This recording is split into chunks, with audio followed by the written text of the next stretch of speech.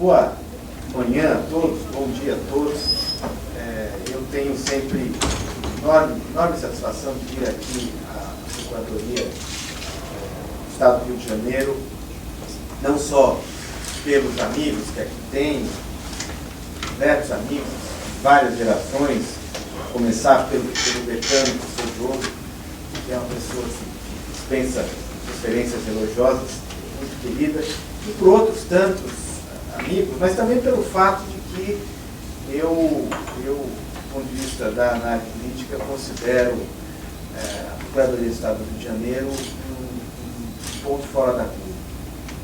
Do ponto de vista não só da sua qualidade, muitas procuradorias do Estado têm essa qualidade, mas do ponto de vista do seu desprendimento e da capacidade que os procuradores do Estado do Rio de Janeiro têm de associar a defesa do Estado com a defesa do cidadão, que é algo que vai estar, eu não estou fazendo isso aqui por elogio gratuito, vai estar na tônica da minha apresentação aqui ao longo do dia. Então, a visão que se cultivou e se cultiva aqui nessa Procuradoria, de olhar o papel do procurador como um defensor das coisas do Estado, do erário, mas também alguém que tem um compromisso com as liberdades do cidadão, com o direito do cidadão, é extremamente importante e raro, infelizmente, no conhecimento jurídico também de qualidade, que muitas vezes se desenvolve dentro das procuradorias do Estado, que muitas vezes ficam muito mais preocupadas com a defesa da pessoa jurídica e direito público do Estado, nada contra isso, mas muitas vezes perfilando com o Estado, às vezes em detrimento do Estado, isso não ocorre aqui. Pois bem, hoje o nosso evento aqui tem por objeto a discussão, o aprofundamento do projeto que está em tramitação no Senado, de autoria do senador Anastasia, além de ser senador e governador do Estado, é também professor de direito administrativo, e que foi desenvolvido a partir de alguns estudos que eu e o Carlos Ari fizemos. Esses estudos começam quando nós, eu e ele, além de outros professores, eu apresento a professora Maria Silvia Pinheiro, integrávamos uma comissão incumbida pelo Ministério do Planejamento de fazer um projeto de lei que substituiria o decreto-lei 200. E aí, deparando com alguns problemas que estavam postos para aquela comissão, nós nos apercebemos que havia um déficit de proteção à segurança jurídica.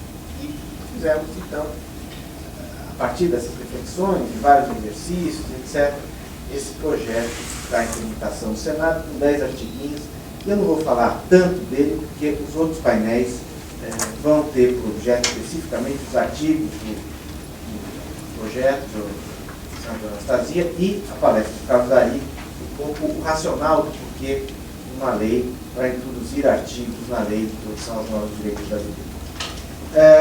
Mas esse projeto, como eu dizia, se nós pudéssemos dar uma tônica transversal a ele, dar um título a ele, e aí tem sido dado, inclusive, é um projeto que trata de segurança jurídica. Então, quando eu fui convidado a falar do projeto, eu falei, olha, se eu vou fazer a intervenção de abertura, eu queria falar de segurança jurídica.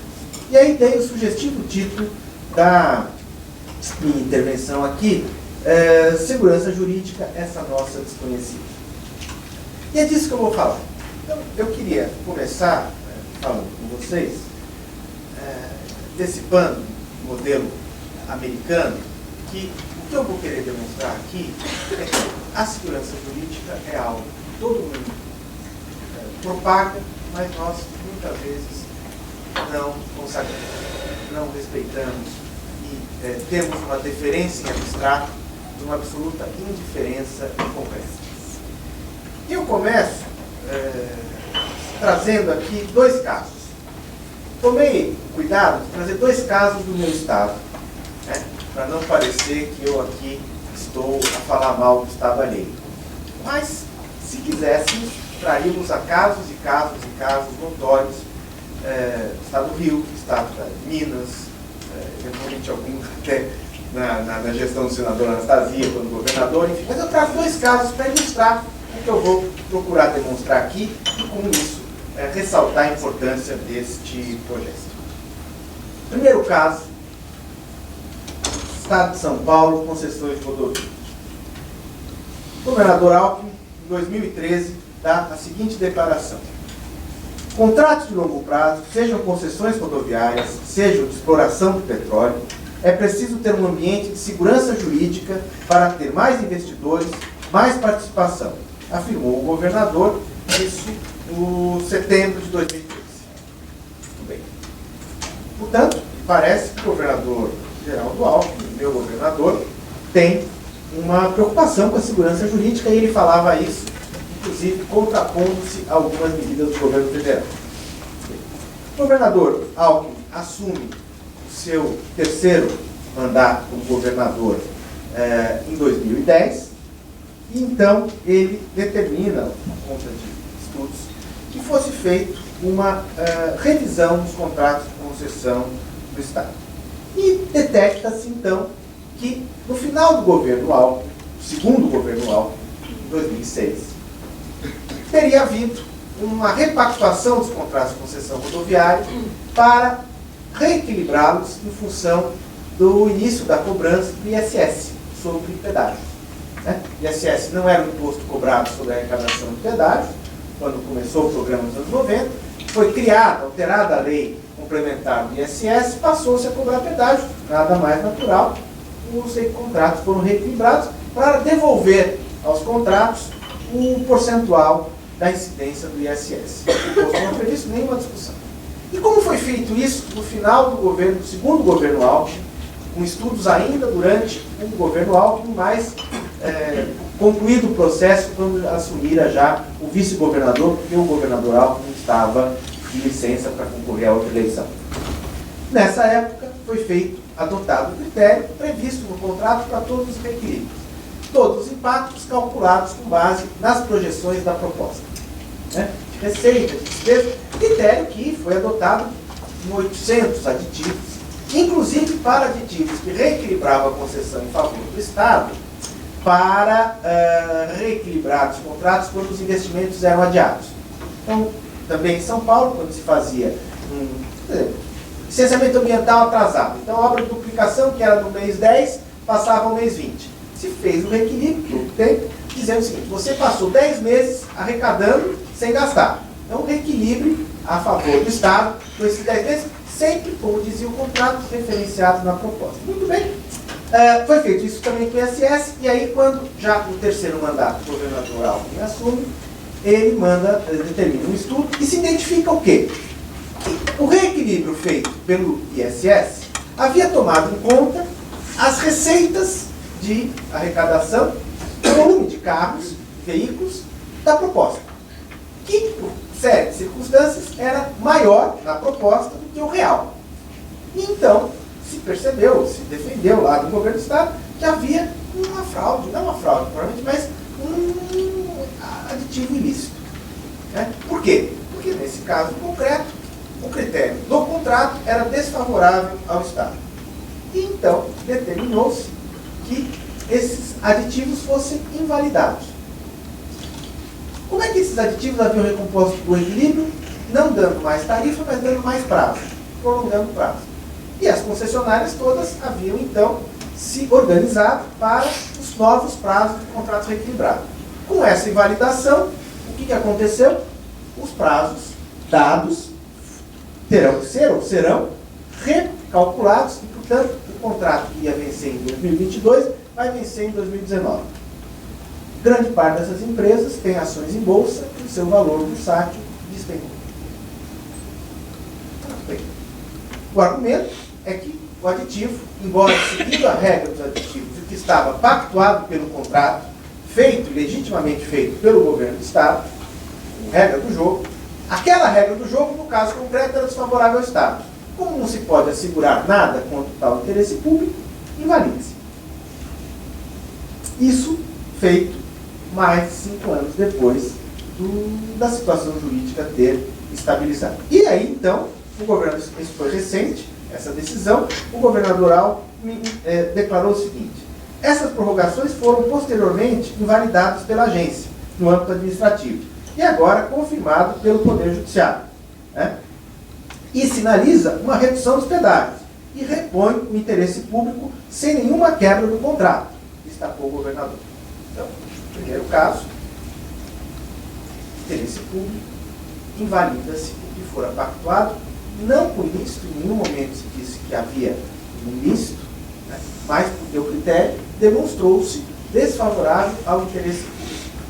Segundo caso que eu trago para vocês, é também no meu estado, agora no âmbito municipal, uma entrevista dada por um investidor, o Sr. Stephen Ross, que é um gestor de fundos imobiliários, que a entrevista tem o seguinte título: áreas do governo não se entendem, é insano tentar investir no Brasil.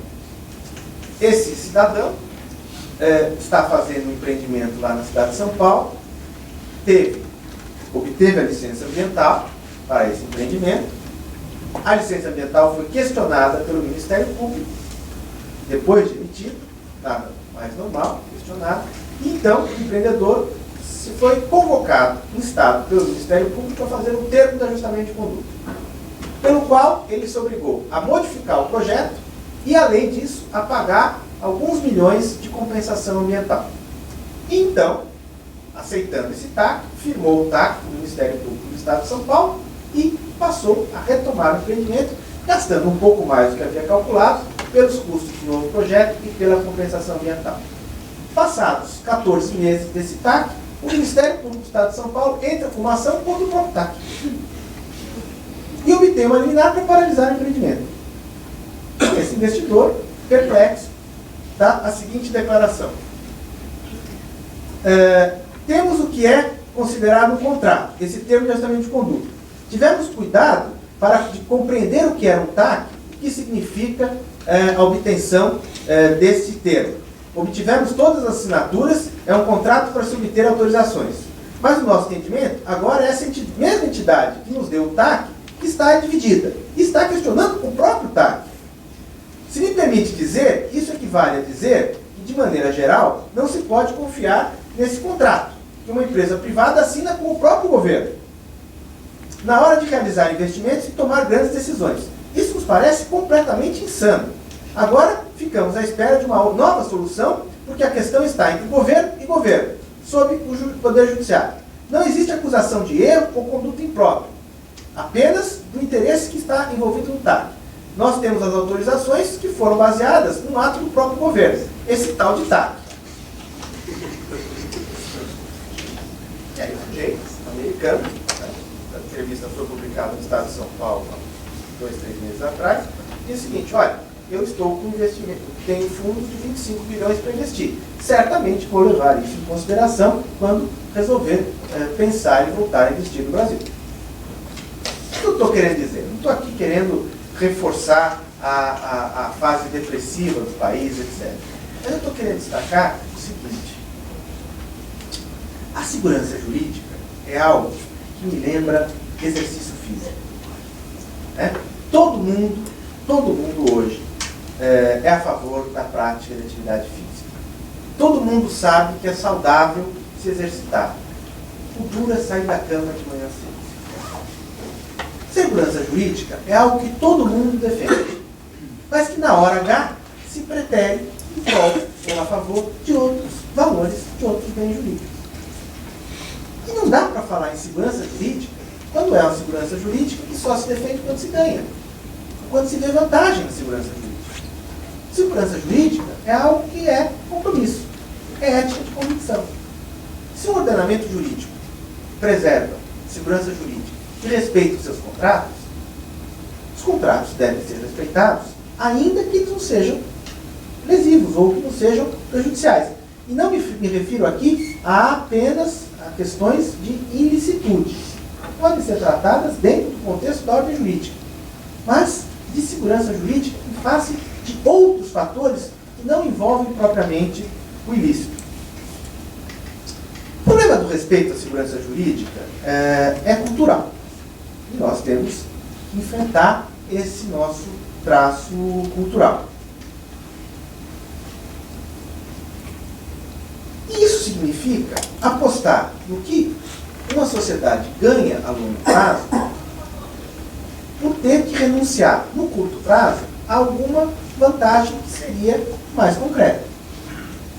Respeitar um contrato, um termo aditivo ou um TAC, que eventualmente não tenha sido o melhor pacto, mas foi firmado por quem tinha competência para fazê-lo, nos traz muito mais benefício de longo prazo do que desfazer este contrato, não porque ele é ilícito, mas porque ele nos é desinteressante naquele momento, visando obter a vantagem do melhor pacto nesse momento.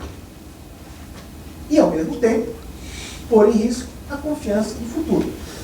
Isso não é um veso cultural que colhe apenas o Estado. Isso colhe também comportamentos dos privados. Por exemplo, vou dar um exemplo aqui de ordem regulatória, o comportamento dos consumidores livres de energia, que migram para o sistema livre, e quando a energia do sistema cativo cai, quer voltar para o sistema cativo. Não dá para ganhar sempre. Quando que a sociedade ganha? A sociedade ganha quando ela consegue, de certa forma, respeitar a regra. O respeito à segurança jurídica envolve, tenhamos clareza disso, uma opção radical. Uma sociedade, uma nação, só respeita a segurança jurídica quando ela aceita a validade da segurança jurídica, mesmo quando, naquele caso, ela consagra e protege algo que nos causa prejuízo, ou algo que nos é favorável. E vejam que a ordem jurídica, por isso que eu digo que a ordem jurídica ela é, às vezes, mais avançada do que a nossa concepção cultural. A ordem jurídica consagra situações em que a segurança jurídica, a estabilidade, vale até sobre o ilícito. Prescrição penal. Prescrição tributária em face da sonegação. Decadência do direito. Vejam, são situações em que a ordem jurídica valora, dá valor, densifica a proteção à estabilidade, mesmo quando no outro prato da balança está uma prática ilícita. Por que faz isso? Porque há um consenso, a ordem jurídica absorve isso, que a estabilidade das relações é um bem jurídico que merece proteção, às vezes superior à proteção que a ordem jurídica oferece à reparação do ilícito. Mas eu acho de serviço à ordem jurídica a norma funcional que diz que as ações de ressarcimento contra a fazenda pública não prescrevem nunca. Poderiam prescrever em 50 anos. Mas isso gera uma situação que foi bem verbalizada pelo ministro Malan, dos anos 90, quando o ministro Malan saca a seguinte frase: no Brasil, até o passado é imprevisível.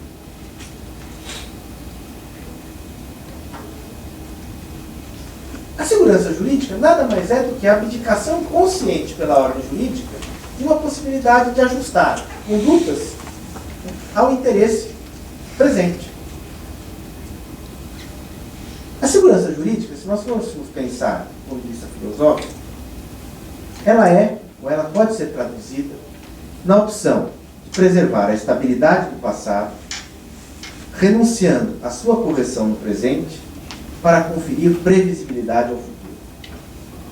Segurança jurídica é a opção radical de preservar a estabilidade do passado, renunciando à sua correção no presente, para conferir previsibilidade ao futuro. É claro que a segurança jurídica não pode estar ao alvedrio do aplicador do direito. Ela merece e deve ter uma proteção da ordem jurídica. Mas ela é absolutamente fragilizada quando ela é relativizada a cada momento, e aí trago para o mundo do direito público, porque esses artigos se prestam fundamentalmente à interpretação do direito público, quando ela é cotejada com a defesa do interesse público. No mundo privado, a segurança jurídica não tem o cenário ideal, mas ela consegue ser preservada, consegue ser respeitada. Ela não é ideal porque esse veso cultural afeta também as relações entre privados. Uma manifestação cultural desse pouco apego à segurança jurídica é a pouca deferência que nós, mesmo no mundo privado, temos aos contratos. Sempre achamos que o contrato é um pacta sunt servanda, mas nem tanto servanda. No mundo privado. Mas por que no mundo privado a segurança jurídica ela é mais protegida? Porque o aparelho do Estado, e aqui me refiro ao judiciário, quando tem que opor interesse privado a interesse privado, bota uma certa cautela e, em última instância, salvo em situações que um dos privados tem uma relação de hipossuficiência muito marcada, assegura a garantia da segurança jurídica em favor de um privado em detrimento de outro. No mundo privado, a coisa mostra-se bastante mais complicada. O que nos traz no mundo privado? Uma situação, ao meu ver, esquizofrênica. De 10, 15 anos para cá, difundiu-se largamente o discurso quase hegemônico da defesa da segurança jurídica. Nenhum governante deixa de dizer, salvo um, que eu vou fazer referência, o discurso da segurança jurídica.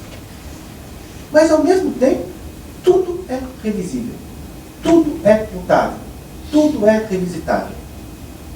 Talvez o único governante, não tenho nenhum apreço por ele, mas temos que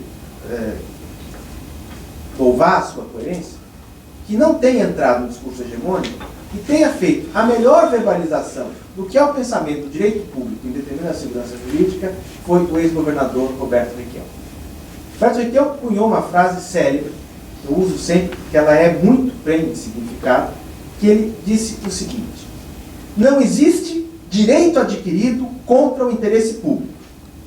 E ele completava: enquanto governador do Paraná, cabe a mim dizer qual é o interesse público.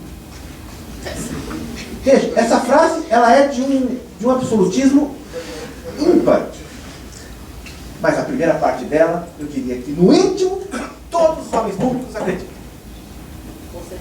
Não há interesse público que possa ser relativizado ao direito adquirido. Que o suportador da virtude.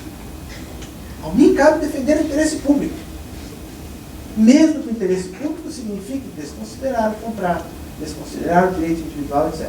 Então, loas ao governador Requião. Ele verbalizou algo que é o arquétipo da cabeça do homem público. E isso nos coloca diante de um tema extremamente delicado, mas que tem que ser enfrentado na reflexão dos operadores do direito, nas universidades, na academia, no debate público. Como conciliar, e essa questão que o projeto procura endereçar, como conciliar o equilíbrio entre interesse público e segurança jurídica. Porém, sem desconhecer que a preservação da segurança jurídica é de interesse público. Tanto é que é reiterada no discurso retórico dos governantes.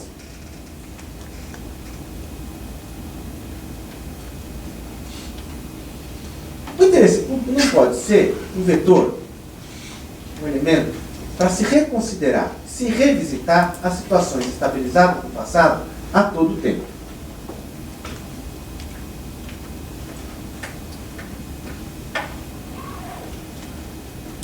A questão de voltar no tempo a todo momento, ela nos deixa extremamente fragilizados. Ela nos deixa fragilizados porque ninguém acredita, ou ninguém confia na estabilidade dos direitos que lhes são confiados. Por contrato, por ato, por norma. Em segundo lugar, ela instabiliza a situação de quem toma uma decisão de compatível, ou tendendo a compatível pelo interesse público no momento X, e depois tem que ser reescrutinado sobre a luz do interesse público, não me refiro aqui a ilícito, por um julgador, por um controlador, que analisa essa questão, anos depois, desconectado da realidade que levou à aferição do interesse público no momento concreto. Exemplo claro: o gestor que determina uma dispensa de licitação por emergência numa situação de fragilidade ou de calamidade. 5 anos depois, o juiz vai julgar a decisão quanto à urgência, tendo já passado a enchente, tendo já passado a epidemia. E avalia, no alto da sua imparcialidade, mas da sua isenção, não precisava comprar um antibiótico por emergência, podia ter licitado.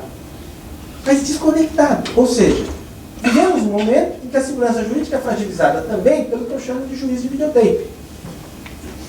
Julgar que o juiz não marcou o pênalti, que ele é um venal, diríamos até um ímprobo, sem estar lá no momento, no íntimo de tempo que ele tem que decidir, é bastante fácil.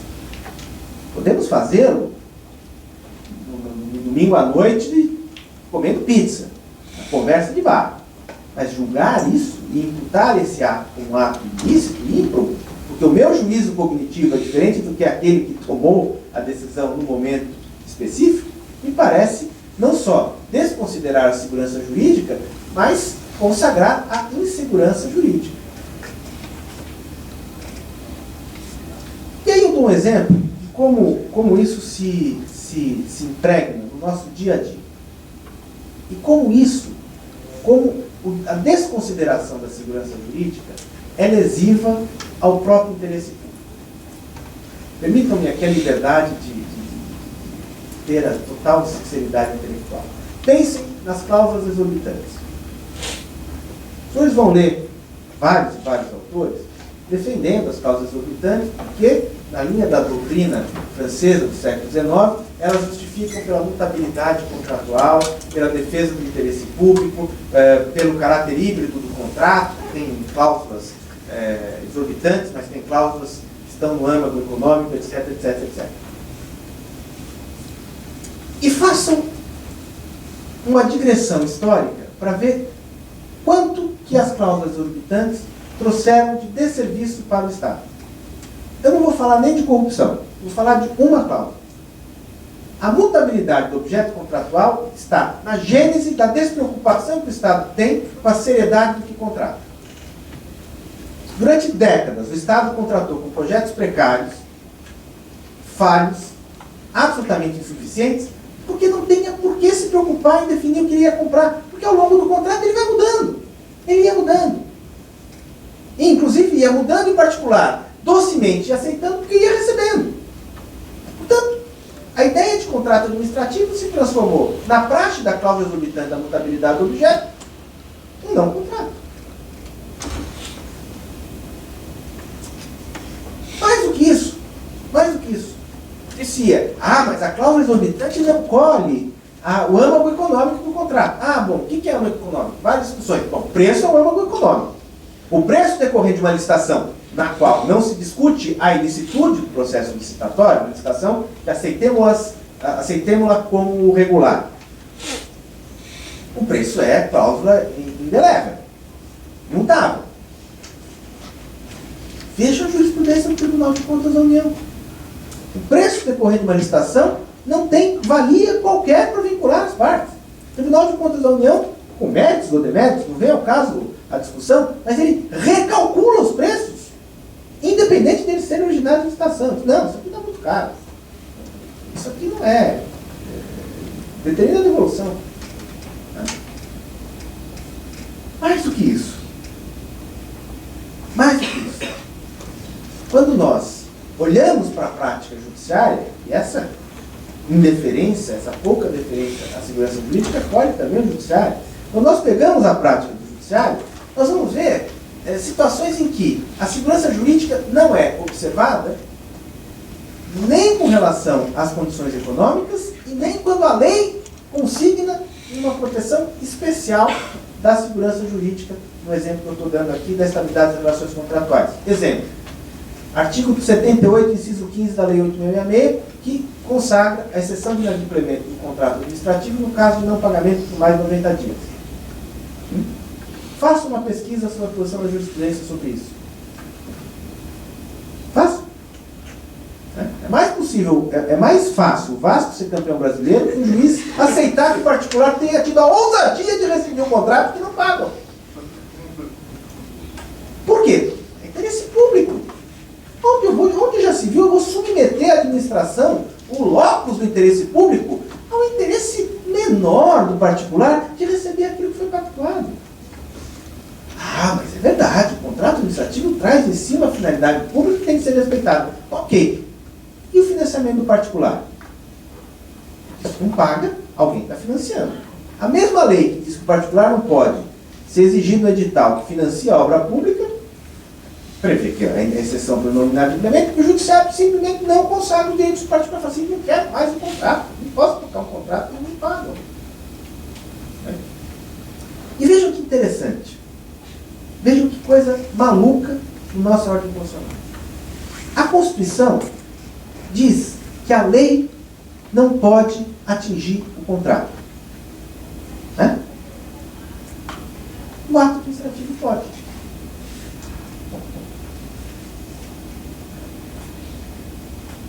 A lei não pode atingir o ato jurídico perfeito. A lei não pode atingir um contrato firmado entre as partes, válido, né? À luz da ordem jurídica anterior. Mas o ato administrativo pode, porque afinal de contas ele está fazendo a consagração do interesse público. O fato é que a ideia da supremacia sempre absoluta do interesse público sobre os interesses dos particulares, mesmo quando protegidos pela ordem jurídica, nos coloca diante de uma circunstância de que a segurança jurídica é um elo perdido no direito público. O que nos traz, e isso é a reflexão que eu trago para vocês, que a gente, eu e o Carlos Ari, tentamos, de certa forma, adestrar com esses artigos, é que nós não podemos mais acreditar no modelo raul-seixiano de direito administrativo. O direito administrativo não pode ensejar uma mutabilidade permanente, uma metamorfose ambulante do ato jurídico, do negócio jurídico no mundo público. Nós pagamos um preço brutal quanto a isso. Brutal. E eu dou um exemplo aqui. Desculpe que eu estou forçando exemplos, mas como isso, olhado de fora, é patético. Patético. Desculpe a minha angústia, mas é patético. Há um mês atrás, eu recebi um telefonema de uma empresa, uma consultoria, perguntando se eu aceitaria, tinha uma proposta se eu aceitaria o convite deles, porque eles estão assessorando um grande grupo chinês que tem interesse em vir investir no Brasil. Grupo de infraestrutura, transporte, portos, etc. E esse grupo chinês tinha encomendado para eles um workshop para conhecer o sistema brasileiro. Né? Condições financeiras, projetos, etc. Ele tinha pedido uma encomenda de uma tarde com a apresentação da estrutura jurídica regulatória. E eles, então, empresa que não era de direito, me convidaram e eu fui fazer uma tarde de apresentação para os chineses. Os chineses mandaram lá um template que eles queriam, função, lei, como é que funciona o sistema, poder judiciário, etc, etc. E tinha a parte final assim, casos bem-sucedidos e mal-sucedidos em projetos de infraestrutura. E aí eu fiz lá a apresentação, tentei dourar a pílula, porque afinal de contas somos brasileiros, tem interesse no país, né? Fuge, certo? E aí trouxe alguns casos, tinha pedido encomenda, não tinha como fugir, casos mal-sucedidos, e dei esse exemplo da revisão da série de pedágio.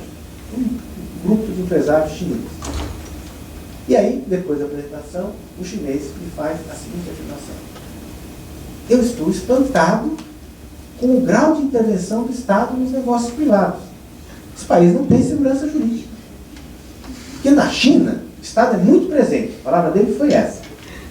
Mas quando faz um contrato, é um contrato. Um chinês. E a gente acha que tudo bem. Esse público, afinal de contas, eu quis falar perto do interesse da supremacia do interesse público, e o chinês me olhou com uma cara assim. Claro, esses caras, empresários, empresas chinesas, eles são chineses, estão acostumados a lidar no ambiente chinês, mas são todos formados com cabeça de Londres, de universidade americana e tal. Os chineses mandaram seus quadros para aprender a fazer negócio. Claro, é uma lógica de investidor. Mas é muito interessante um sujeito que conhece o sistema chinês. Nós não temos segurança jurídica. Se você não tem segurança jurídica quanto às decisões, às orientações administrativas, dos tribunais, dos órgãos reguladores, dos órgãos administrativos, obviamente, você vai adotar um comportamento pautado simplesmente na personalidade privada, onde eu ganho mais, porque me ferrar, eu vou me ferrar de qualquer jeito.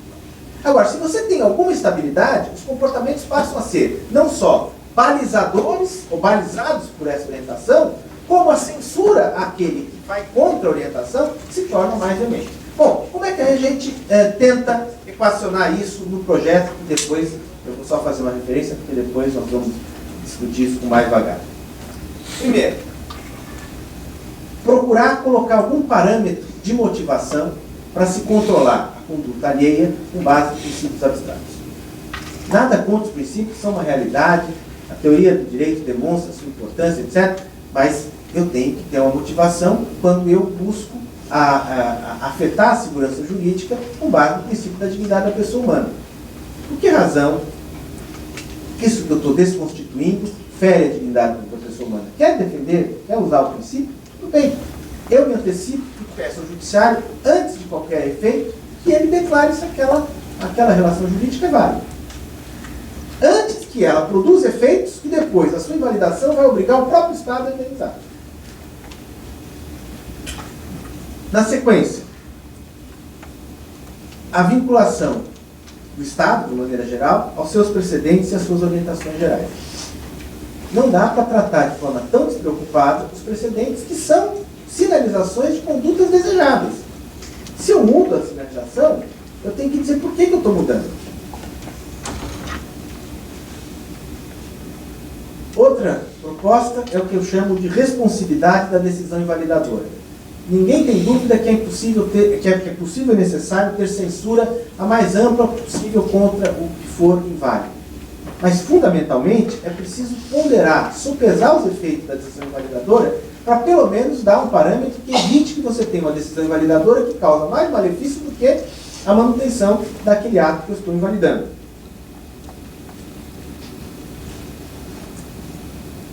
Antepenúltima proposta, há um tratamento para o que eu chamo aqui de criminalização de delito de opinião dos consultores jurídicos, que é algo que tem crescido na dinâmica do controle judiciário, que é a responsabilização de um consultor jurídico, de um procurador jurídico, por ter uma opinião divergente do órgão de controle.